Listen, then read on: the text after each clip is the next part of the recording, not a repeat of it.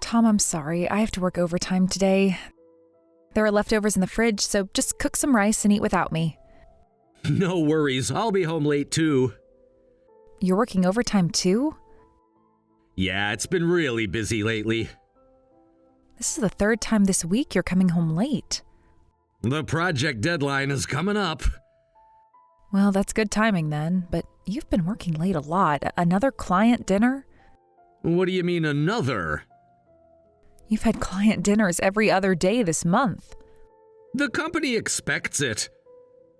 Well, you always smell like alcohol when you come home late. I just have a few drinks after work, that's not a big deal. A few drinks doesn't leave that strong a smell. Are you monitoring my drinking now? But remember last month's health checkup? The doctor warned you about drinking too much. Maybe you should cut back a bit. I'm not drinking that much, I'm fine. Besides, your cooking is always the same. That's why I prefer eating out. What does my cooking have to do with your drinking? If the food was better at home, maybe I'd eat here more. I try to cook healthy meals. Healthy doesn't have to mean boring. Sure, it's all brown food and stews. You think making stews is enough.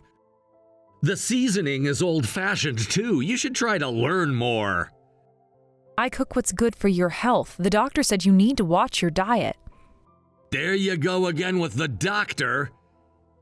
If you have complaints, why don't you cook yourself? That's why I eat out. Oh, and it's not just the cooking that's old-fashioned. It's your whole look. What brought this on suddenly? I'm just saying what everyone thinks. Who is everyone? People at work. They ask if my wife ever updates her style. You keep saying I'm old-fashioned, but you're the same age as me, so you're just an old man yourself. Stop criticizing just me. No, I take care of my appearance. I wear cologne and keep my hair styled. You always wear your hair in the same ponytail and wear the same suits. Are you okay? Don't the young people at work make fun of you? My colleagues respect my work, not my appearance. That's what people say when they've given up. I keep myself clean. Being unfashionable is the problem. Plus, middle-aged women develop body odor, so you should care more about that and put more effort into your appearance. Remember what you said when I bought new skincare products? You said, an ugly person won't change no matter what they do. All right, that's true. But nowadays, you really should try. You're not young anymore. So which is it? Should I try or is it hopeless? Just put in some effort. You're embarrassing me. I see. Don't get sulky. I'm trying to help you. Well, at least you have your career going for you. But thinking about the future, you should study beauty and fashion. Now that we're done raising our kid, you have more time to enjoy yourself. We may be done raising our son, but we still have the mortgage. That'll be paid off soon. I'll think about myself after we've finished paying it off. That's too late, I think. Why? Just a feeling. Well, that's my advice. Oh, I'll probably be home around the last train. Another late night? Don't start. All right. What? Are you sulking because I called you old-fashioned? Just forget it. That's what makes you unattractive. Since you're an old lady, at least try to be charming. This is why I don't want to come home. Do whatever you want. See? This attitude is exactly the problem. Message me when you're on your way home. Don't wait up.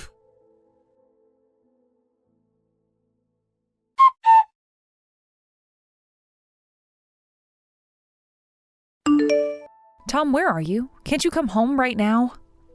Can't. What do you mean you can't? Just busy. It's your day off. You're just out having fun. Still can't come back right now. I need to talk to you about something important. Can it wait? No, it can't. I just got back from the bank. What were you doing at the bank? Fine, let me ask you this. You've been using our savings without permission, haven't you? You caught me. Is that all you have to say? What else is there to say? Are you kidding me? You've withdrawn nearly $20,000 in the past few months. What were you thinking? Things cost money. I'm at that age where I need to maintain a certain image. What image requires $20,000? You wouldn't understand. So you've been splurging on shopping? Don't call it splurging. These are necessary expenses. What's necessary about emptying our account? I didn't empty it. That money was for our retirement. If you keep this up, our savings will disappear quickly. We still have plenty left. We have less than half of what we had 3 months ago. Stop exaggerating. No, we absolutely don't. I've been carefully saving all this time, and I've been paying most of the mortgage with my salary. I've been budgeting carefully, and you're just spending freely? I've been contributing too. Really? Show me your pay stubs then. I don't need to prove anything to you. Since marrying me, you've hopped from job to job. Your salary hasn't increased at all. Who do you think has been supporting you all this time? I worked and supported you when you were pregnant. That was 20 years ago. Still counts. Don't act like that's something special. Besides, I went back to work right after having our son. You barely helped with childcare, and I was the one who handled all the school expenses too. You always bring this up. Because you never acknowledge it. That doesn't matter. Our son turned out fine. Stop bringing up the past. Who do you think made me bring it up? You're always looking for reasons to complain. I'm complaining because you stole our savings. Then just take the same amount from our savings that I took and there won't be any complaints. That's not the point. Then what is the point? The point is that you can't be trusted with our money. Anyway, I'm busy right now. I can't listen to an old woman's nagging. Then we'll talk properly when you get home. Don't say things that make me not want to come home. Look, the mortgage will be paid off next month. We can always earn back what I spent. Don't say it like it's so simple. You worry too much. Someone has to worry about our future. All right, I'll make time to talk properly next month. Why next month? This month is bad timing. It's bad timing because you got caught. I'm really busy this month, but I promise I'll make time to talk next month. I don't understand. What's not to understand? Just wait until next month. You're hiding something. It's just a few weeks until next month. What's the big deal? Besides, you're not being rational right now. It's better to talk after some time has passed. This isn't something that will become acceptable with time. You're too emotional now. Of course I'm emotional. You took our savings. Anyway, no discussion until next month. Otherwise, I won't talk at all. Fine, but we are definitely talking next month. Don't try to run away. Whatever you say. I mean it, Tom. I heard you the first time.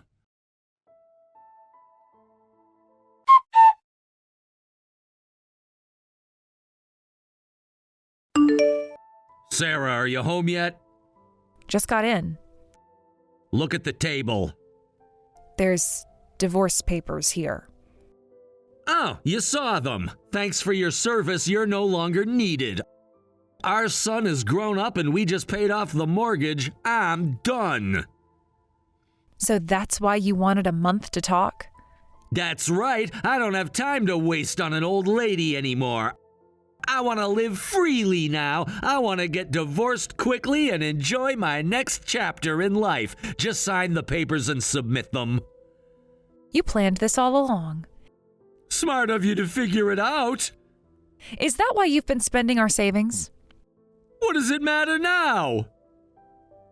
Fine. Thank you. I'll submit them right away. I'll throw out the luggage, too. What?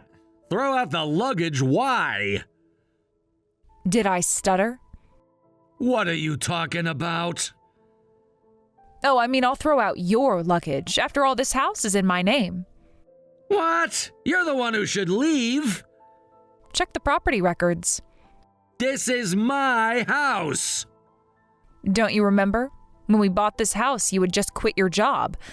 The mortgage was only approved because I was working. The house is in my name. That's impossible. Check the documents. I'm the head of the household.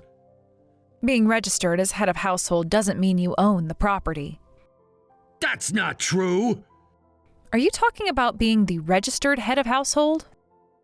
That's not the same as property ownership. You are really stupid, aren't you? Wait, then whose house is this? Like I said, it's mine. But I've been living here. I've been paying the mortgage too. Barely, I paid most of it. You can't just kick me out. Actually, I can. Fine, if it's not mine, then we should sell it and split the assets. Oh, so you do know about that. All right, let's go with selling the house then. You're really gonna do this? You started this. You're not even upset that I'm divorcing you. Should I be? Most wives would cry. What? Did you want me to be upset? No, it's better if you don't have any attachments. I'm tired of hearing your constant nagging anyway. Is that what you think I am? Just a nagging wife? What else? Actually, I've been wanting to divorce you too. I knew about your affair with your subordinate. What are you talking about? The young woman from accounting? You're making things up. Don't play dumb. I investigated because you were acting strange. The money you took from our savings, you spent it on her, didn't you? I have evidence of your infidelity, and I am going to sue both you and your affair partner. You had me investigated? Did you think I wouldn't notice? Wait, you're gonna sue my subordinate too? Of course, she got involved with a married man. Please don't. I don't want to cause her trouble. Now you're concerned about someone? She's innocent in this. So you're that serious about her? Of course! I love her incomparably more than you. I'm planning to report this to your company, too. You can't do that. Watch me. This is private. There's no need to involve the company. You went to hotels during work hours, didn't you? While reporting an affair alone to the company might get me in trouble, reporting workplace misconduct is different. That's not fair. Neither was stealing our savings. Wait, please reconsider. She's still young and I can't afford to get in trouble either. I finally found a company where I can work long term. Then you know what you need to do to show sincerity. Sincerity? Money, obviously. Give me the house. You're playing dirty. Says the cheater. Fine, that's fair, but you'll need to sign an agreement. That works better for me too. I don't want you trying to claim the house later.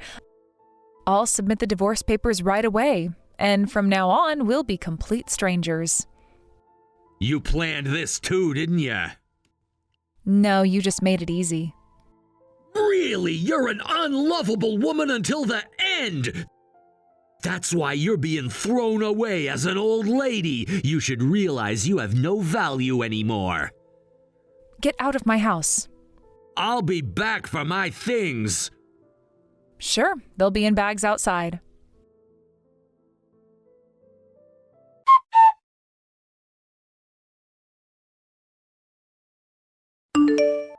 Sarah, can we meet? What? All the paperwork is done. We've settled everything financially. There's no need to meet. Just for coffee. No. I want to talk. We're divorced, and I don't want to talk to you. Things are different now. Nothing is different. Please, just give me a little time. Then say it now. I'm not meeting you. It's better to talk in person. Text or nothing. Actually, I want to try again. What are you saying? That's obviously impossible. Things are clearer now. Clearer how? I finally realized how important you were. Let me guess, did your subordinate dump you? It's not about her. So she did dump you. No, I just realized young women are too simple-minded to keep up with. That's not what you said 2 weeks ago. I was wrong then. You weren't wrong, you were just busy spending our savings on her. I made a mistake. A $20,000 mistake. I knew it was just a matter of time before she dumped you, especially after the divorce. She had a real boyfriend anyway. What? You didn't know? Who? A sales guy at your company, young and handsome, I think. When I hired the private investigator, I had them look into her too. Turns out you were just a plaything. She was using you for the money you were spending on her, though I'm surprised she went as far as sleeping with you. You're lying. Ask around at work. What are you talking about? I'm telling you why you got dumped. She was never serious about you from the start. You wanted to divorce me to be with her, but think about it. Why would a woman in her 20s want to be with a broke old man? I'm not old. You're older than her father. I take care of my appearance. I can compete with young guys. Is that what she told you? People say I look young. Look in the mirror properly. You're a proper old man. You bragged about wearing cologne, but it reeked. I bet everyone at work hated it. That's not true. It was recommended to me. By who? The saleswoman trying to make commission? That was expensive. The problem was how much you sprayed on you in one sitting. You shouldn't wear it to work anymore. It's considered a form of harassment these days. You're just trying to hurt me. No, I'm telling you the truth. Enough! I'll stop trying impossible things. That's for the best. It would be good if you came back. I told you I won't. We can start fresh. There is nothing left to start with. I was a fool. I got deceived by a young woman and threw away the person who'd supported me all these years. I did something terrible. You understand that much, but you weren't deceived. You chose to have an affair. You were just excited about dating a young woman. Don't act like a victim. I know I messed up. You didn't mess up. You made deliberate choices. Please, give me one more chance. We've supported each other for over 20 years. You've always been by my side, despite how worthless I was. You must have truly loved me. Don't try to use my past feelings against me. But they were real feelings. Don't be ridiculous. I stayed with you because we had a child, and I was planning to get a divorce in our later years anyway. You didn't love me? When was the last time you asked about my feelings? I always cared. I did love you. That's why I married you. But as I kept supporting you, your attitude got worse and worse, and my love wore away. Now there's nothing left. We can rebuild it. There's nothing to rebuild. Sarah, I'm truly sorry. Please forgive me. I'll never hurt you again. You already hurt me enough for a lifetime. I can change. The person who gets hurt never forgets. Besides, I'm really happy now. I don't have to waste time on a useless old man anymore. Maybe you're the one who should realize you have no value. Don't use my words against me. They're true, though, aren't they? Please. Don't contact me again.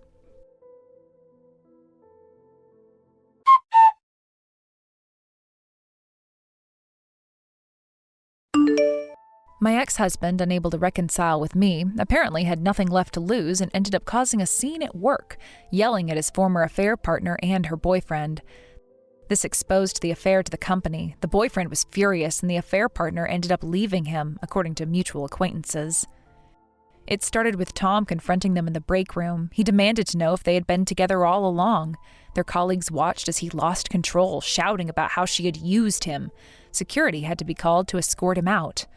The affair partner quit her job after her relationship with my ex-husband and her boyfriend became public knowledge. I heard she couldn't face her coworkers after everything came out. She tried to blame Tom for misleading her, but everyone knew the truth by then. My husband still works there, but I hear he's treated coldly and nobody wants to associate with him. He sits alone at lunch now. His colleagues avoid being assigned to his projects. Even his superiors keep communication to a minimum. He made his own bed and now he has to lie in it. Our son approved of the divorce and is quite disgusted by his father's affair. He often visits to check on me, worried that I might be depressed after the divorce. Last week, he brought groceries and cooked dinner for me. He said he never realized how much I had been carrying the family until now. He told me that his father tried to contact him, asking him to convince me to reconcile. Our son refused, saying he couldn't respect someone who would treat his mother that way. It hurt to hear that their relationship had been damaged, but I was proud of our son's integrity.